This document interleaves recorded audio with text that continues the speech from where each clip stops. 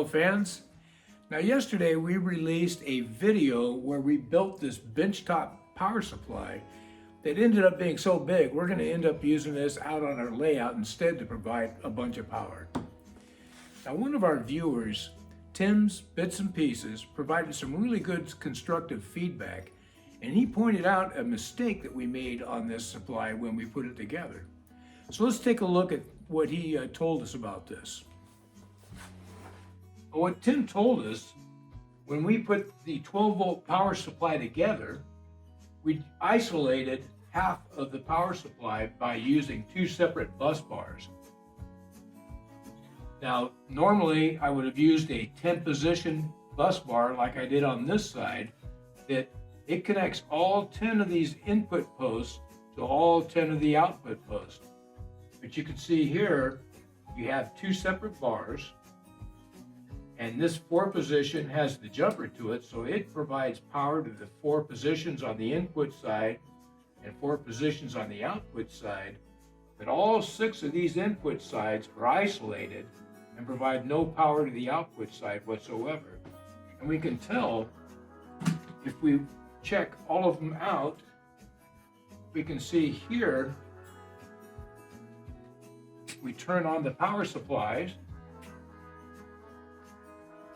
So if we touch one coming off the 4 position, we touch over here, we can see we have 11.58 volts. But if we move over to this side where we've isolated it,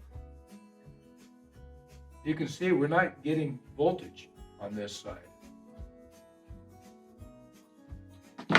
So how do we fix this? It's an easy solution. All we need to do is provide a jumper that runs between this position here to that position. So let's fit that in. I'm going to switch this off first.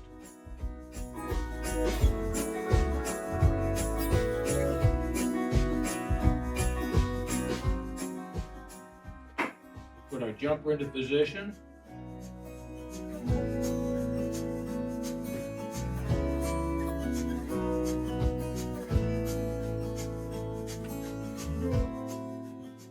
Effectively, what this does is this ties this bus bar in over to this side. The bus bar will provide the power all the way across.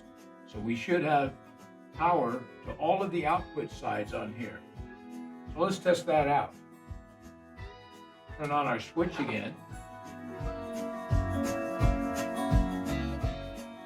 Touch to our ground.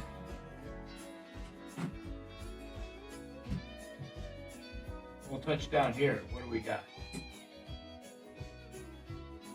11.57. You'll see each one that we come to, 11.57. So all the way down this bar, we have it, and on that side. So we have effectively our 12-volt power all the way across. Now the other thing that Tim had pointed out to us was the lighting on the switch. I was having a hard time getting this light on this toggle switch to light up. And he told me that you need to add a load for the light. So we tried doing that, and no matter how we wired this up, we could not get it to light up. Now we've checked continuity on this, everything seems to be okay, and we suspect that maybe the bulb in this is not operational, because the switch works as it should otherwise. I can connect a light running off of this and it'll light up, but I won't light the toggle switch. So I think we'll be replacing this down the road and putting a new one in. But Tim, we really appreciate that kind of feedback and giving us an opportunity to be able to show everyone how to correctly wire this thing up. So until next time, we'll see you guys all on the next project, and we hope you jump on back and will follow along.